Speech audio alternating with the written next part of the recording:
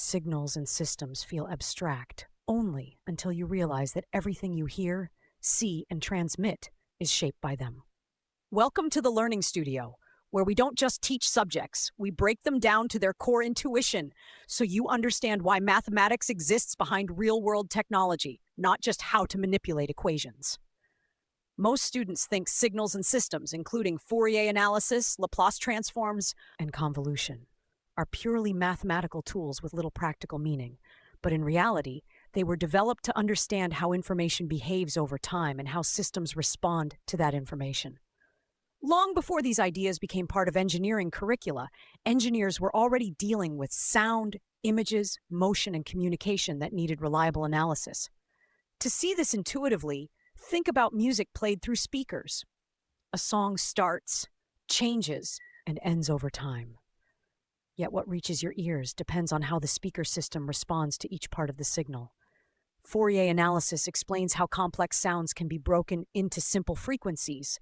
Laplace transforms forms and translabs help analyze how systems behave during startup or sudden changes, and convolution describes how a system modifies an input to produce an output. Without realizing it, every phone call, video stream, and audio recording relies on these concepts. At a deeper level, signals represent information, while systems represent processes that act on that information. Some systems amplify, some filter, and some delay signals, and mathematical tools make these effects predictable and controllable.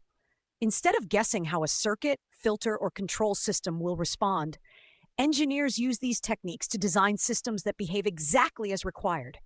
On a larger scale, signals and systems form the foundation of communications, control engineering, image processing, and data transmission. From wireless networks and medical imaging to radar systems and robotics, these principles ensure clarity, stability, and reliability in complex technological environments. In practical engineering work, signals and systems are applied when designing filters, analyzing control responses, optimizing communication channels, and interpreting sensor data.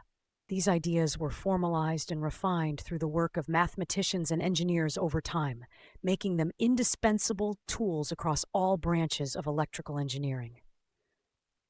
Now that the intuition behind signals and systems is clear, the next step is to apply these concepts to signal processing and communication systems, where theory transforms into real-world applications. And that's exactly what we'll explore next here at the Learning Studio.